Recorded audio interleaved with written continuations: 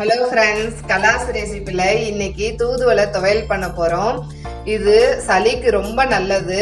நெஞ்சு சளி இருந்தால் கூட இது கரைச்சி எடுத்துரும். அந்த அளவுக்கு மருத்துவ குணம் உள்ளதுங்க இது. புதினா கொத்தமல்லி துவையலோட டேஸ்ட் ரொம்ப நல்லா இருக்கும்.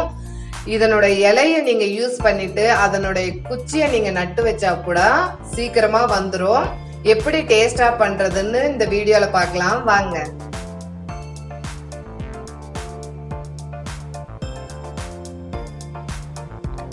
இதுதாங்க தூதுவளை. இதனுடைய ஸ்டெம்மில் இலையில எல்லாத்துலேயுமே முள் இருக்கும். அதனால் சிசரை யூஸ் பண்ணி இந்த இலையெல்லாம் கட் பண்ணி எடுத்துக்கோங்க.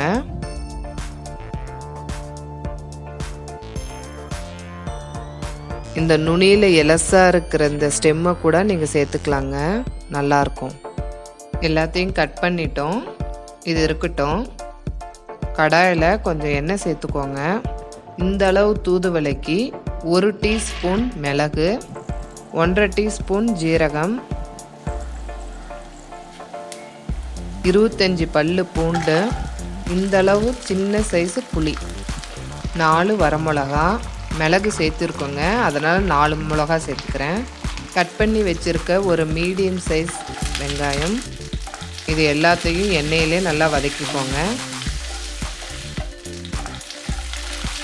வெங்காயம் பூண்டு நல்லா வதங்கிருச்சு.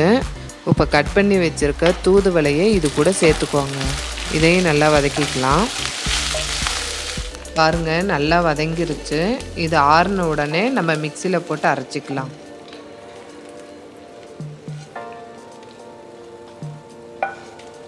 இதுக்கு தேவையான உப்பு, அளவாக தண்ணி சேர்த்து கொஞ்சம் கெட்டியாக நைஸாக அரைச்சி எடுத்துக்கோங்க.